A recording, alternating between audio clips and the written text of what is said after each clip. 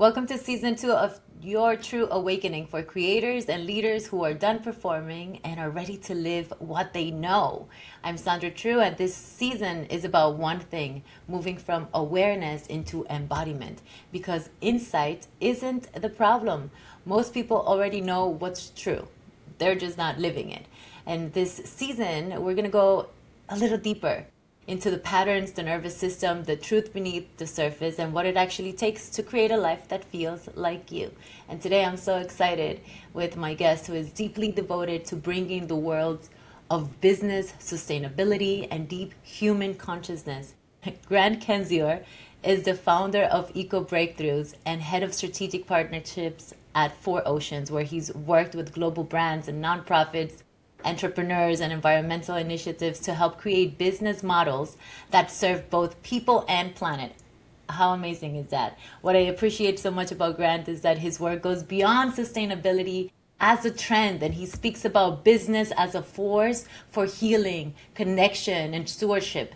His path blends entrepreneurship, environmental advocacy, philanthropy, mindfulness, and real devotion to impact that is both scalable and deeply human. I am so excited for this conversation with you today, Grant. Will you perhaps start us off by telling us how did your path get you here? Awesome. Well, thank you, Sandra, for having me. And as everyone, it's a windy path, but I like to say I'm a hippie cowboy. I grew up half between Sarasota, Florida, on Siesta Key, on the boat almost every day or in the water every day after school, and then half in Montana where my dad lived. And I was deep in the backcountry wilderness, spending almost a month at a time every summer with on horses and mules deep, just connected in nature. And fell in love with marine biology and just the ocean and started studying marine biology thinking that was my path, and was in Sarasota on the Gulf of Mexico where the BP oil spill happened, and was on the cleanup efforts of that and watched big business get away with destroying our environment. It was like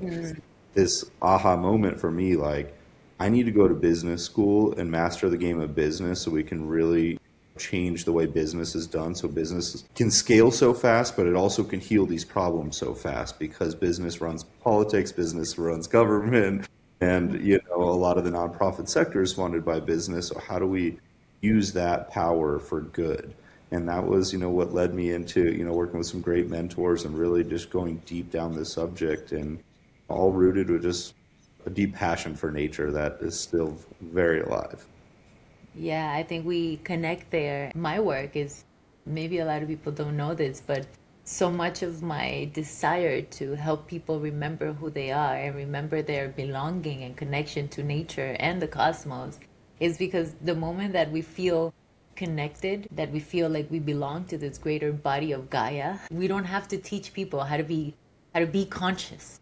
And we don't have to teach people how to take care of the planet, what you want, once you understand that it is your body, that it is you, and to have that connection. And so it's one thing to know it as a logical thing, as an analytical understanding, but it is another completely different experience to feel that respect, reverence, desire to make it healthier and healthier every day. And so, can you share a little bit with us about how you've been helping businesses do that and connect with that? I do it in a lot of different ways, and kind of, one starts with leaders, like you're saying, slowing down and just getting people to fall back in love with nature, right? Like, as kids, when you go to the beach or, go into the forest, like you feel at home. We are so connected to nature, but we live in this, actually was up in Alaska last year, and an interesting analogy around this. And is talking about square knowledge versus circular knowledge. I was working with the Tlingit elders, which is one of the oldest and tribes in northeast, America. the northern America. And it was very interesting when the elders were talking about the square knowledge. We live in like boxes, right? Our houses are square. We're living, in like school books and computers, everything, all this square knowledge. But then we need to look at life more circular, like the salmon runs and how it feeds all the ecosystems, downstream, how all of like the circle of life works, right?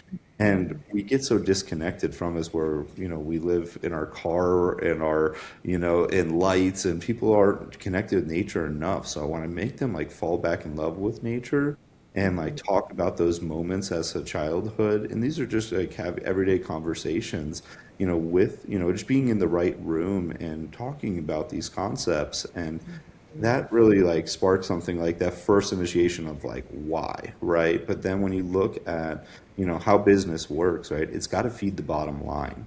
And, fortunately, there's now really great case studies that we can prove that it's actually beneficial and profitable to do the right thing, right? We have leaders like Yvon Chouinard of Patagonia that forged a path for this years ago, and John Mackey with like the whole conscious capitalism movement with Whole Foods, where we've seen like you can scale billion-dollar companies by nature. So then taking those philosophies and finding ways to just make it easy, right, to do the right thing. And so like it starts with first, opening their hearts to fall back in love with nature to get them to want to, and then showing different paths that work with their business.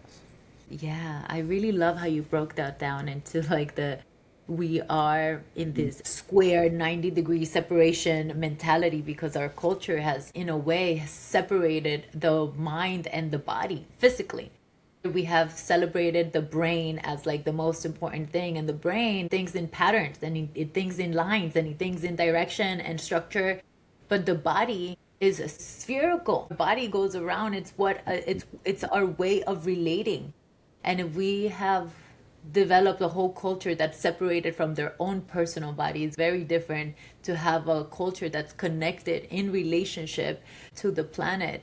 And yes, there's so much of like when you look at the way that we create architecture in this, which is very different than other parts of the world, which is saying, here's my square building. This is where I belong, and this is where you belong, and there's no shared common spaces, and there's no circles that are prioritized for people come together, which is something that I notice so much in cultures that are strong in community, whether that is in the jungles or in Europe, where streets have those spirals, and there's like this natural wholeness. There's a circle of life. Relationality is above all. And so when we start to create a culture that is so isolated from understanding that the most important thing is being in the circle, right? Like being in a coming together. We don't have that because we, first of all, don't have that within our body, right? We keep separating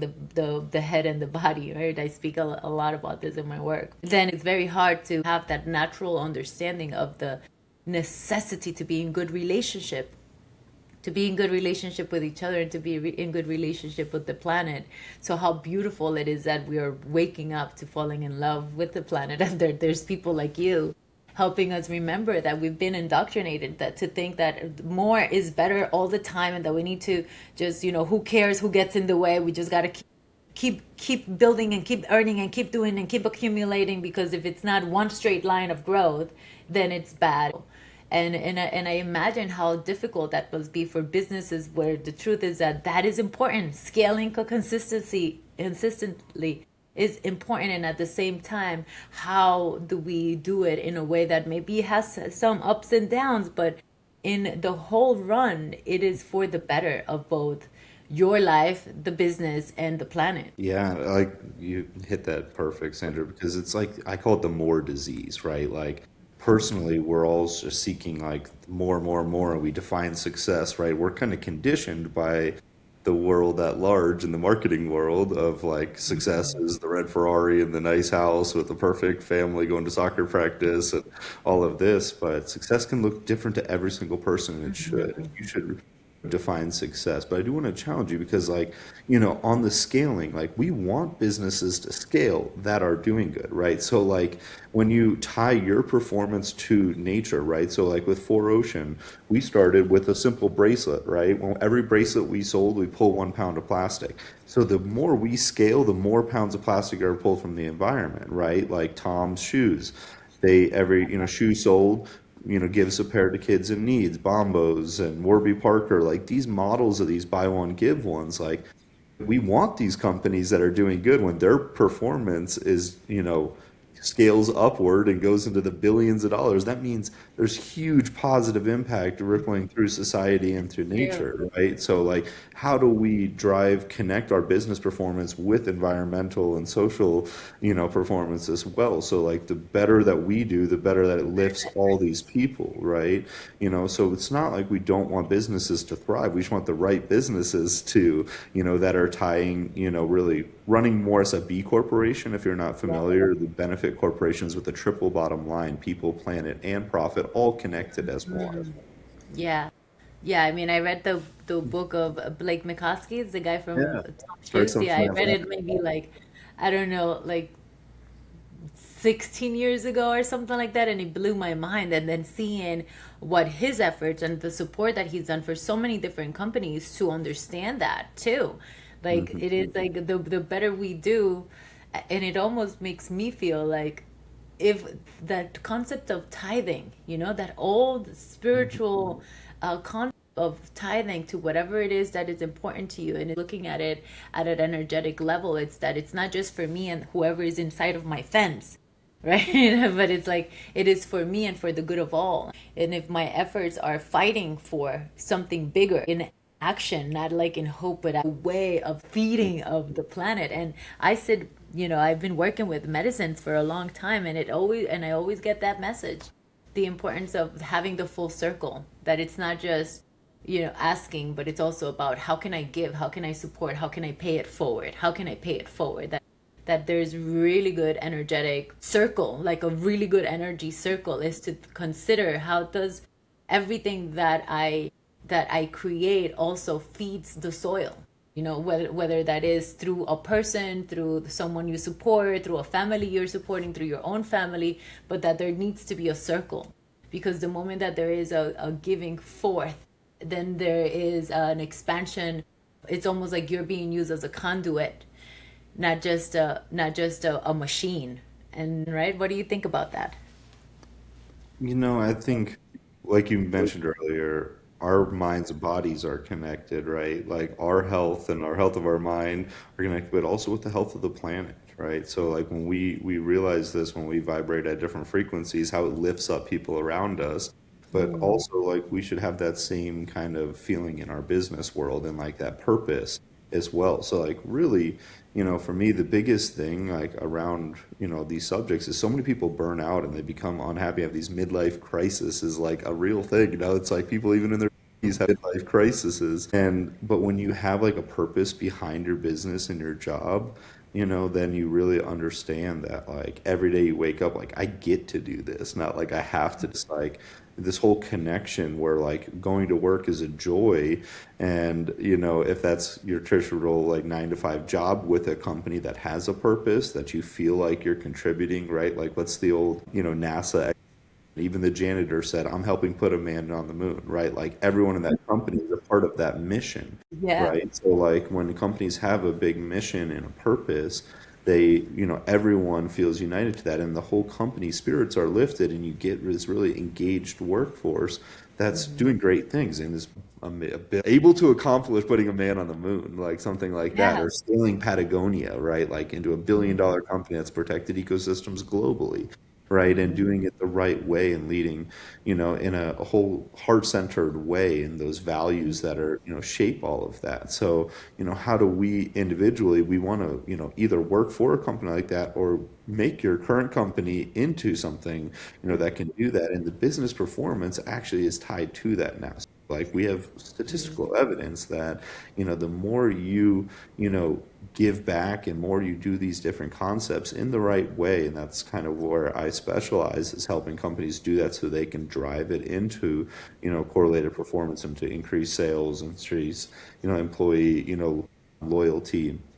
But there's ways where like all of these things are connected. So when you're, really centered in like doing good and that heart is in the right place, Hmm. many things, lift up from it, right? So, and again, that starts with like your individual practice and opening into that and like that visualization of seeing that. Like someone might not know that if you're going to clean the floors, that you're part of this big mission, but every part plays that, and that's your mind telling you that, hey, I'm a part of this mission helping put a man on the moon. I might just be sweeping the floors, but so the engineers don't slip so they can do their job, right?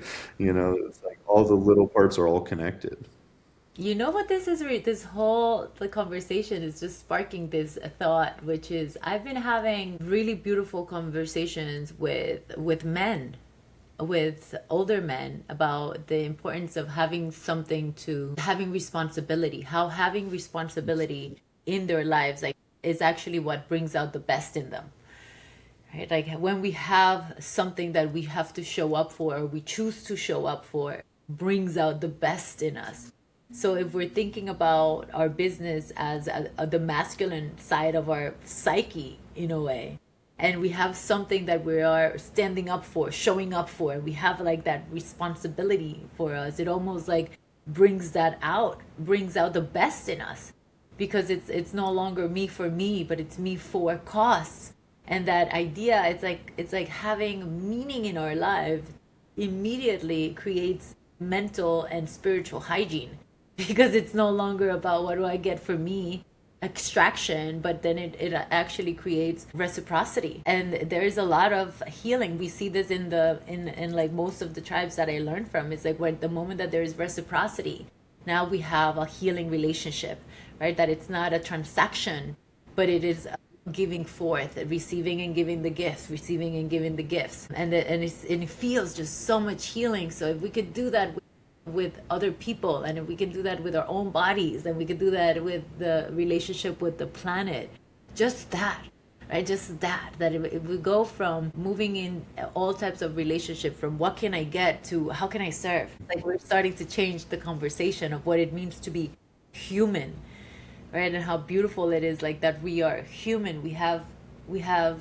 the capacity to have insight and memory and wisdom and imagine better. And also we have all these animalistic senses that make us feel so alive and so delightful, and to have such a big spectrum of this illusion reality that it's so delightful and colorful. And so like to be fully human is to both bring like our animal and our divinity to create something better, to create, period, right? To birth more, which I believe is what this planet with the force of divinity is trying to do, right? Like that, it's like the moment the sun hits the waters, there's natural creation happening. And so it's like it's understanding that greater capacity that we have as humans to serve better, to create more versus take all the time.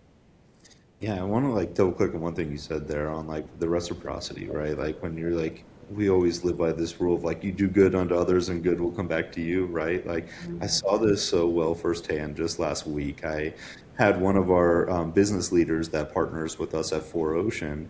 He was on the fence for a while, just having conversations with him, and he knew he needed to do more because he was in a really extractive economy as his business. And so he made the decision to step up and like tie, his products to pulling a pound of plastic. So he flew out to Florida with his entire team, including his wife and two daughters, 6 and 8 years old. And they came and did a whole cleanup with us in Key Largo and John Pennecan State Park. And it was so moving just to watch his transformation out there. We're pulling ghost nets out of the environment. We had sea turtles and manatees and all of this around, and he's seeing that his work is helping, pull this off. And the way his daughters looked at him and his wife for making that decision, and his entire team. We had dinner that night, but he started bawling and breaking down, crying, just like how proud he was that he was setting this example, as a leader. But then the next week, a purchase order that he's been chasing for 4 years, trying to get a deal with this big retailer, came in, and it was worth 5 times more than the entire amount of the good that he did to us. And it's just the first PO, and like that's going to happen, at least quarterly, if not monthly. So he's going to get a huge return on his investment by stepping up and doing the right thing. But his heart is so full, from doing this, which just shows like one of those little decisions to like, step up as a leader, as a father and a protector of this planet, and how good like will come back to you, and how other companies and brands, they see that, and they see when a leader steps up and they want to be a part of that movement too. So they want to do business with people that are doing good. Yeah.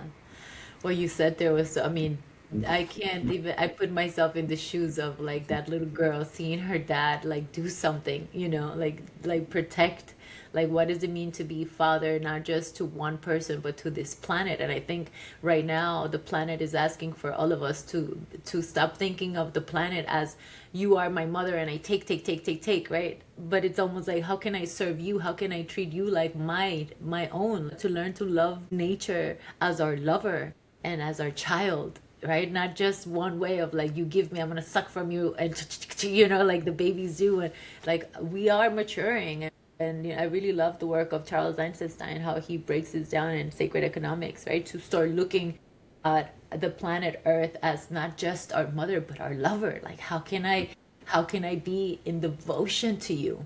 How can I allow everything that I'm doing to directly serve you? Because no planet, no life. It is so simple, like no planet, no life. And we are at this very sacred moment where we must wake up that every little action that we take with our money, with it is directly affecting the planet. And so to find these people and organizations and brands, whether it's clothing, whether it is like who are you getting your water for, like everything, of course you're going to want to work with people that are doing something to protect the planet. It's natural. It's like our consciousness is evolving. It is a magnet to us to know that this company does good. Yeah, and like that movement is growing so fast, and that's really where the business case comes from, is people like you, right? When you step up and we call it voting with your dollar, right? When you shop consciously and support brands that are doing good, like that's the best thing we all can do because then it rewards companies for doing good and it creates a bigger trickle of down effect of all the other companies. They want to do good because they want to get that reward as well and engage into this whole new rising movement of conscious consumers. Yeah. What would you say is something, and a lot of people are not paying attention to to what companies are doing still, or like a lot of people don't really care or think, I think that, and I perhaps I'm speaking about like the older generations that, think like, "Oh, my efforts are not going to actually change anything. Like it's just one person. My efforts are not going to change anything." But what would you say to them, for the people that are thinking like that how they vote with their dollar doesn't make a difference? Like what would you say to them? You know, we're just living proof of it at Four Ocean, right? We started with such a small mission with Alex going out on a surf trip thinking that we might pull 10,000 pounds by selling some bracelets. And now we're at 50 million pounds of plastic removed from the ocean, right? So at 50 million pounds, that fills, hundreds of arenas worth of plastic and all the animals that are saved from that. So it's like one little action of Alex wanting to get this started, made this giant movement, move forward, and it spawned so many other companies because they saw the success that Four Ocean was having that they also could do something like this, right? So like just your little action, every one of our customers around the world that have bought in a bracelet or bought in the products of companies that support us like Chomps or Kodiak Cakes or HP and Sony and Nestle and Garden of Life, all these companies that they attach these promises to their products. So when you vote for them, you're helping us pull pounds of plastic. So it's like every one of those little efforts has helped pull this 50 million pounds of plastic out from the ocean, right? So it's like, all those little things combined, we're a huge population on this planet. So every action, if everyone steps up and takes it, we can make some great movement towards re-healing, healing our planet like it needs to. So I still stay hopeful as much as I see destruction at the highest level of our environment, because it is, we're really at a challenging time where, leaders to step up, because we're very extractive businesses around the world and we've done a lot of damage and, we've seen that it can change. There's a lot of great stories on, how ecosystems will rebuild, so we have to use our individual power, if that's within your company or just you as a consumer, all of those abilities, can actually create a giant ripple effect. Or if you're in a position of power, in a government situation where you can protect these ecosystems, like, one person can make a big big change, right? Like we've seen this in so many different ways, and how, in the spiritual field, on how one person's message can ripple across millions, right? Like the same thing, in the environmental field. When you start something small, it really can grow into, something that really has a massive positive impact. Mhm.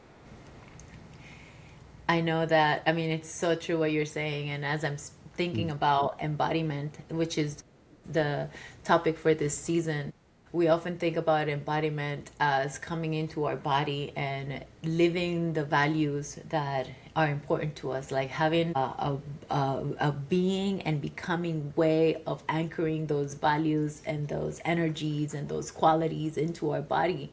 But I would also say that embodiment is also understanding our greater body and this body of Gaia.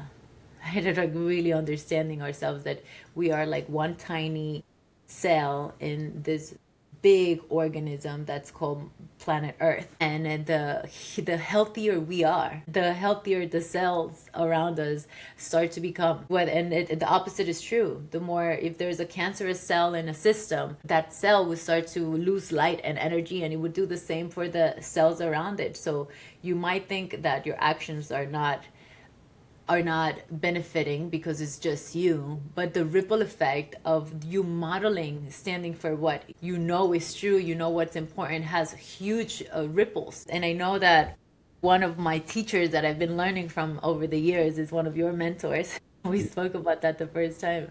Michael Singer has been like such a good anchor in my life, and I know that you mentored, that he was one of your mentors for a while. And finding people that are understanding the importance of being in a healthy state of aliveness, and to connect, right, and to be around these people that are living in a way that is in harmony with life, in harmony, in good relationship, in giving, in generosity, is one of the healthiest things that we can do to remember our own embodiment, our own greater body, our own connection to the planet. Why do you think it's important, like the path of mentorship and having good, whether that is business mentorships or spiritual mentorships or just life mentorships, to help us remember, even like what you did with this new partner, right? Like just to have to model that for him. Why is that important? Because I feel like we're losing that beautiful gift of being in mentorship. I feel like, we all stand on the shoulders of the giants that came before us, right? In so many different ways. If it's, taking that knowledge from books or from personal connections that have a lot more depth to them, that's just why humans have evolved into this incredible place, is we've learned from those who've come before us, and have that ability to, carry on that knowledge and then take that to the step further and just incremental, knowledge. But I wouldn't be anywhere where I'm at today without the mentors in my life, including, Michael Singer. I was so fortunate. I stumbled upon Mickey at 18 years old. Before The Untethered Soul even came out, I was at the Temple of the Universe when he was writing it, and spent about 4 years, sitting on a meditation cushion, and learning from him and his practices. And he was like verbally, writing the book through our sessions. And so it was so interesting to be there. Then again, see the ripple effect of how that message has changed millions of lives now. But then one of, Mickey's kind of not final talks with me, we've met many times since, but check-ins, was like, I was getting ready to, finish my master's there at University of Florida, and he's like, Grant, now it's time to go embody this, right? Like, you were talking about embodiment, and he's like, you don't need to be on a meditation cushion every day. You don't need to be sitting in silence. I want you to carry this into every action of your life.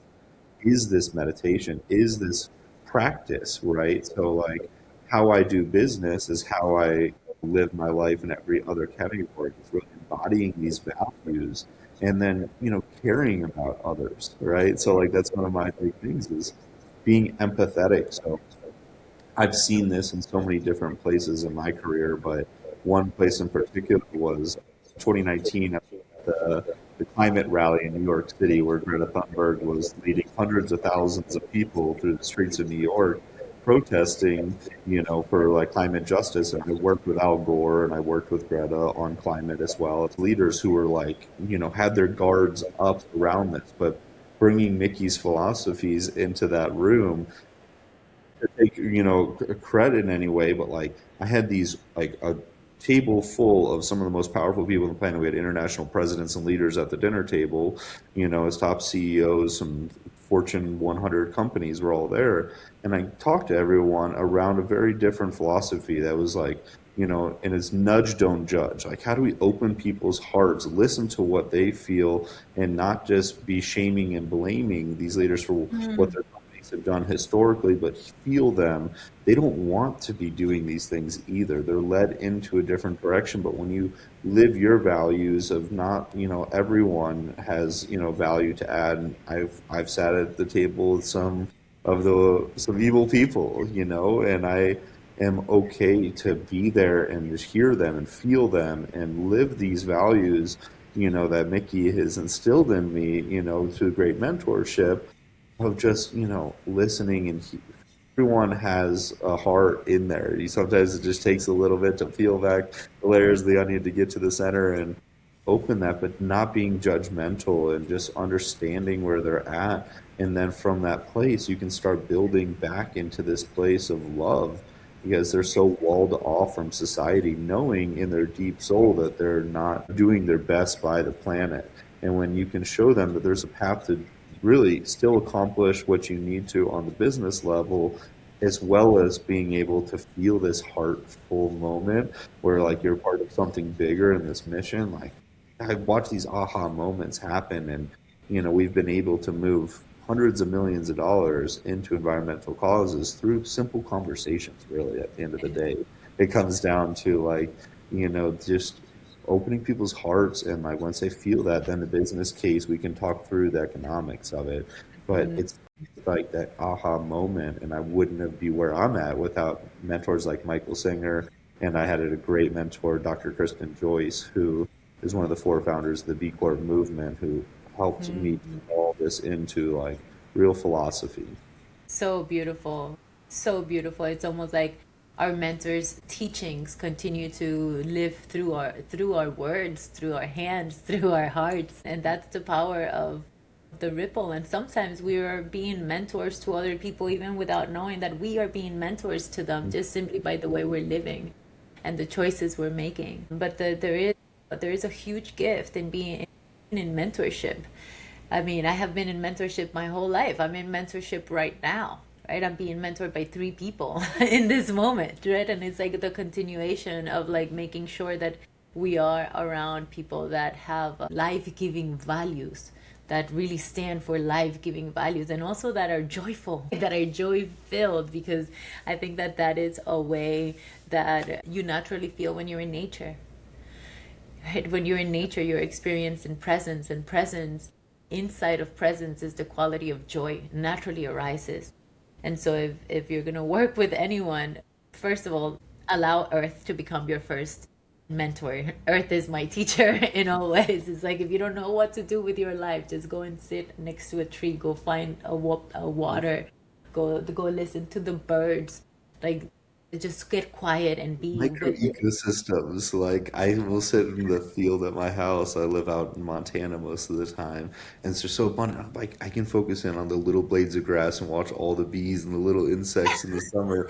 Right? And I'll just geek out for hours. I'm on this exploration. It's so grounding and like, wow, we're part of something so much bigger. Like we just walk and we don't realize there's this whole little ecosystem within this like 1 foot little part. Like Gosh, for me, every day I wake up, I'm like, oh, I just want to go explore nature. And I'm an adventurer. I think we've talked about this personally a little yeah. bit, but I hike and horseback ride deep in the backcountry. I've been in 70 plus countries on epic explorations from, paragliding to kiteboarding to, heli skiing. I like every adrenaline rush in nature I can get, and that I fuels know. my work, right? Like it really, every time I'm back in nature and exploring these different ecosystems, it's my why, right? It's like, I Yeah. want my kids and I want the future generations to be able to see this magic that our planet holds, and I want to see as much of it as I can before it's gone too, so Yeah. like I'm out there, trying to enjoy it as much as I can, but also, every day when I come back from these trips, it's just like, wow, I gotta work way harder. We cannot let that place go. Like, how can I do something in that community to give back, and support that area, right? And like, there's just so much magic in nature. Like for me, nature is my church, right? Like Yeah. whatever beliefs you all have, like I feel like everyone finds that like home in nature, and it can change even the deepest beliefs. And I don't know if I want to go on a tangent here into another story, Please, Sandra, but please, please um, do. what an interesting moment I had in my career. I got invited by one of the sheiks in Dubai to speak at this Global Citizen Forum, which was a congregation of about 100 different presidents and leaders from around the world, as top CEOs and actresses and musicians and everyone. And I got to give a speech, and I started with a meditation, which was very interesting in this audience. And like you have all of these very, tight believed people in their full robes sitting front row of these sheiks, the front row and all these presidents. Everyone's in a suit and tie, and I'm wearing like my Guatemalan boots, right? But, from my time working with the Mayans that they made me. And I started with a simple meditation that I do in a lot of these talks, but with these world leaders and all this power, I walked them through that moment, like had them do some breaths and then connect into the moment when they went to the beach at first as a kid, right? Like feeling of the sand between their toes, the sound of the seagulls, the smell of the sunscreen, jumping out of the salt water and grabbing a piece of watermelon and like this just joy. And I'm sitting here like everyone has their eyes closed. I have all these world leaders following my direction, which was very funny. And then I'm like watching them just all start smiling. Everyone started smiling, and from like a very serious business conversations before to everyone in the audience is smiling because we all love nature, right? Like regardless if we lose that throughout our career trajectory or society kind of sucks that out of us, we all have that in us. So when you ground back into nature, we can see that it brings us joy, and then that we can translate that joy into action to Mhm. protect these places, right? But it starts with like just coming back to that place with like how epic this planet is. It's so epic. It's so epic.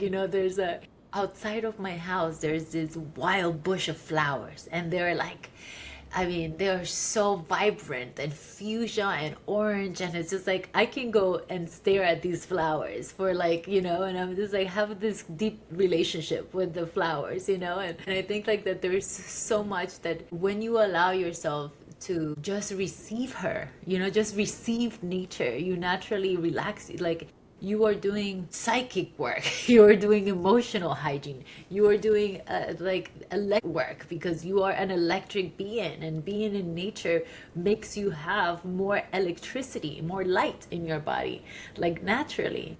And it's like it's so beautiful what you're sharing, because it's like just through visualizing. Like sometimes when I'm in a big city, I get like this longing to be in nature, and just visualizing nature like it just relaxes, soothes us.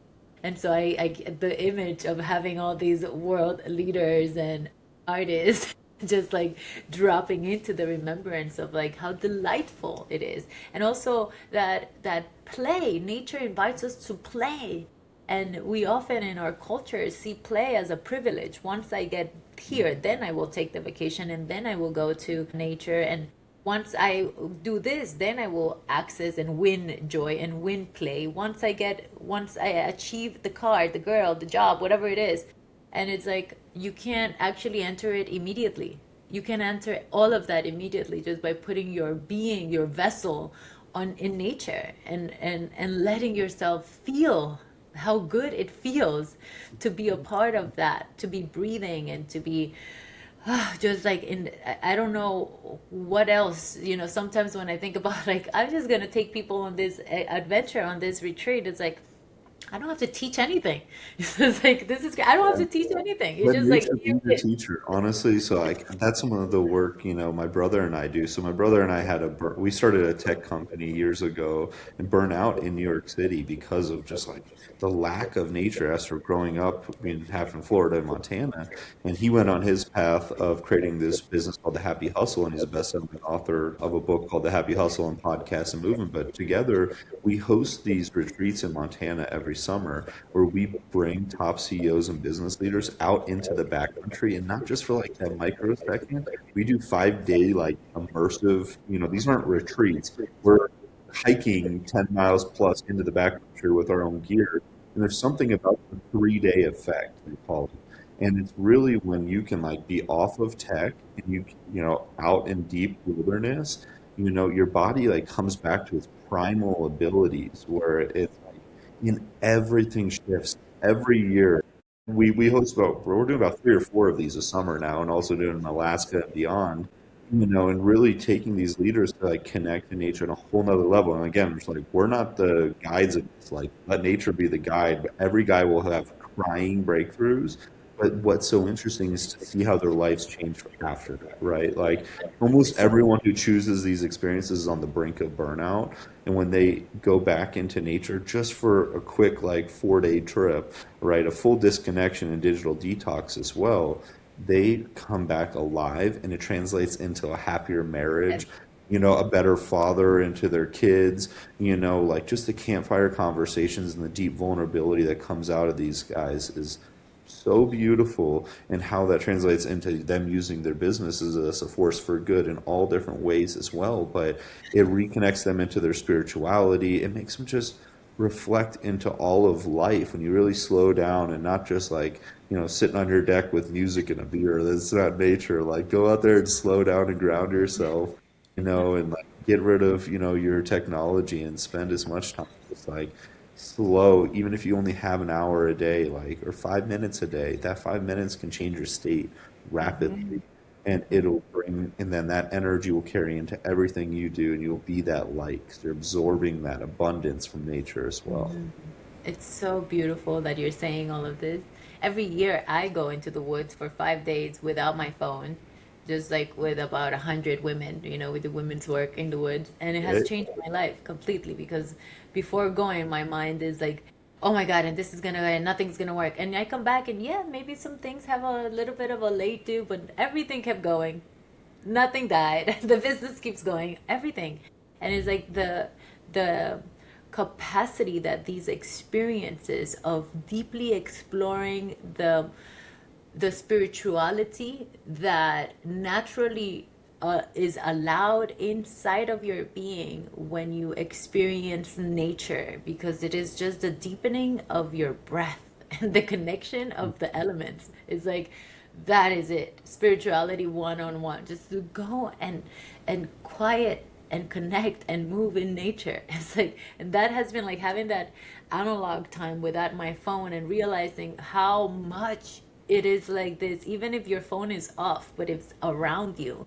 That constant distraction of like the desire to just move the thumb on it is like it is at a subtle level, like a different beat that is taking you out of this center. And when you're with nature with the intention to commune with it, right? To become one with it, to come into oneness with it. That's what communing means, right? It's like to become one with it. You naturally get almost like the harmonics inside of your being amplify into what they're really meant to sound like. Your senses expand, your breath naturally deepens, your digestion improves, your taste buds, right? Like the way that food starts to taste when there's like just simple quality food. It's like, because that's what we take when there, like simple food. And so, yeah, I love that you're sharing all of this. People think that they don't have enough time to take those 5 minutes, right? Like, I don't have time to take those 5 minutes in the middle of the day. There's too much to do. I'm overwhelmed. Like, people are going through this idea, this mental clutter that says that they don't have time for it. Why do you think that is? It's an illusion. Everyone has time for the things. You prioritize what matters to you, right? And but when we lose that connection to understanding that it even matters to them, like I know that's the most important thing to me. Is like even before I have to, my work brings me into a lot of cities as well and into business conferences and environments where like I will go walk barefoot outside of the conference, and like I've been notoriously spotted before a speech Tai Chi barefoot, in a field like for like 2 minutes before I have like leave one session and like have to go speak at another. And like I make time for the things that matter, right? Because I know that that energy and that feeling and how it will revitalize myself and bring that, energy to the world, which will help me serve my mission, right? So like we have to change that, philosophy in our mind. Like this is the most important thing, is to be in nature, right? Like it is one of the best things for yourself, and your health, your personal health is so connected to the health of the planet. Just like a couple minutes of grounding barefoot in nature is like proven in so many different studies. I'm not a health expert here, but I just know how it makes me feel, and what we've seen so many studies on how this really changes your state, right? And when you change your state, then you're bringing that different aura into everything that you do, and that passion, right? So I feel like everyone's just, you have to make time for these things. If you have 2 minutes, make the 2 minutes. Like it will still help change your state. Take a couple deep breaths, slow down, and just, I like the smiling breaths, Yeah. where like, just do a couple smiling breaths and just like take in the magic of this planet. And then like, even if I'm just come off a rough conversation or whatever your state is at that moment, it will flip it. So you can't afford not to do it, is my point. It is something that matters. Yeah, I love that. I speak about how we go into energetic debt, right? We go into energetic debt. Like that's what burnout is. It's like we're borrowing tomorrow. We're borrowing from tomorrow. We're trying to do way too much, and now we have more goals. So now we put more things in our calendar instead of knowing that the more that we want to create, the more that we need to receive. And nature is that place of, it's like it's my charging station. It's like I need to go I, charge. I It is always your felt like charging the analogy one of my mentors gave me was like a bow and arrow, right? Like, you have to like pull back in order to be launched forward, right? So like I station. have to Love slow that. down, and then I have all this momentum that can carry me hundreds of feet. If I pull 1 foot back, I can launch hundreds of feet forward. Yeah. With more speed, if the more I pull back, the farther I can actually travel, right? Mhm. So when I slow down and like, ground myself in nature, it gives me more energy for everything else in life. And that can be as simple as looking at the flower bush outside your house. It doesn't have to be Totally. great exploration, right? Like, it's really like the perspective that you look at that with. Like, most people walk by that bush every day, but the perspective you see all of its magic is giving you that same energy, regardless if it's in a city or if you had to trek halfway across the world, like you went to that temple recently in Asia, right? Oh yeah, the tiger's nest. Yeah, the tiger's nest. Like you traveled all the way around the world to go to, exploration, to be connected to nature like that. But you can also find that feeling very close to home. So don't make it, 100%. more extravagant than it needs to be. There's no excuse to not make that couple minutes. Yeah, I love it. It's like the understanding that your nervous system, when it's relaxed, it actually allows you to connect to greater pattern. It actually connects, like it's the only way that you can connect to your neocortex is where when you're no longer in fight or flight. And the thing that immediately can get you out of fight or flight is being in presence, being in joy, being in nature. When you are connected to the higher language capacities of a human being, you're connected, you're opening up your higher centers. Also, you're allowing more of the higher patterns of creation to start to flow through you, greater language, greater creativity, greater flow of air, so greater inspiration. It's such a I mean, it's free. We already pay for water, but at least at the moment we're not paying for nature. And like, like get it. It's like the best. I am in the world, and I have been in the world of like biohacking, and like to me it's just like, man, I'm into health, and but I'm like, but you could do all of this, like the yogis have been doing it forever. Yeah. Like go and get the sunlight in the first thing in the morning, right? Like red light. Like you allow yourself to be in the clock of the what Earth is doing. Like you just like I Eat call it healthy food. bioharmonizing. It's Yeah. like you can bioharmonize. You just align personal nature with great nature, with the cycles of the earth, with what the earth is doing. You connect yourself to what's happening, and you're in bioharmony. It's just like just relaxing yourself enough to listen to what earth is doing and tuning yourself into that. Like how powerful is that? It's so powerful. Again, it's so simple, and that's where like once you go through a lot of that change, and that's where like my work is like, how do we simplify like this whole world of sustainability, and like you can do well and do good, right? It's the same thing. It's like it's not that challenging. Like biohacking, like it sounds so complicated, and like this And it ancient sounds science like meets extractive. modern wisdom, and like I'm good friends with like Ben Greenfield and a lot of these folks that have all these crazy contraptions when like some of the happiest people I know are these indigenous elders that live connected to the land.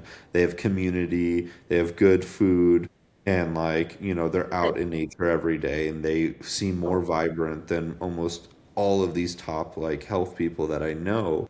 And like it's very interesting, right? And like the same thing I see in like the sustainability world, where we have a lot of folks like sustainability has got this challenging name. They think it's all about compliance and EPR legislation, and there's all these different, ESG and how these things work on a compliance effort. But it's like, hey, we do this, we pull this out, like these simple things, right? Like companies that just plant a tree for every order they get, right? Yeah. Like the customer understands it's the story works.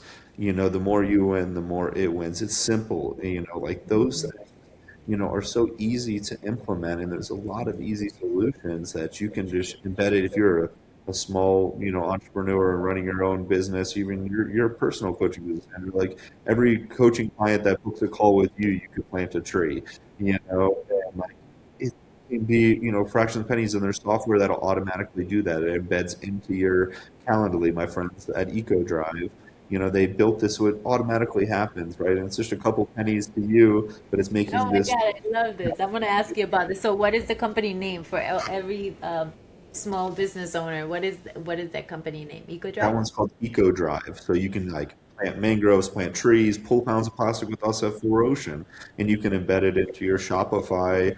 So for every purchase, you can change it, and it's all automated and easy, right? But you can embed it into your Calendly and into any of your Google Meets.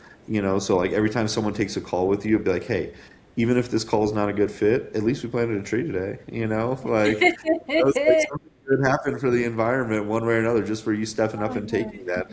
And like those little things, it's like it simplifies this whole complex world of sustainability, into just an easy action that the customer values. And then it will continue to compound. And then at the end of the year, you see, like, look, I had 150 calls this, year. I had 150 trees have been planted. And then God. 5 years down the line, thousands of trees have been planted just because of your business, right? Like those Mhm. simple little shifts, it cost you very little, but it makes this massive positive impact. And all of us can do these things and those little actions, if we're all doing them, can make a huge change to how our ecosystems can rebuild. I love this. I know that, and I am so going to implement that like ASAP. I know that you are writing a book. I'm excited about this. Can you share a Yeah. little bit about your book?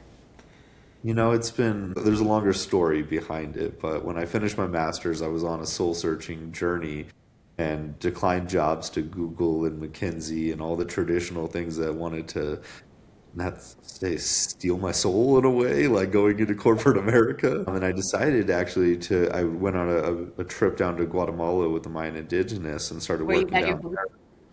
Yeah, yes, right. They made me my boots with their wee peels down in Lake Atitlan. What many of you probably listening know, beautiful San Marcos community there. But I went down there and then I decided to do a PhD at Stanford, and was in this process like 5 years to write this dissertation of like how we can use business as a force for good.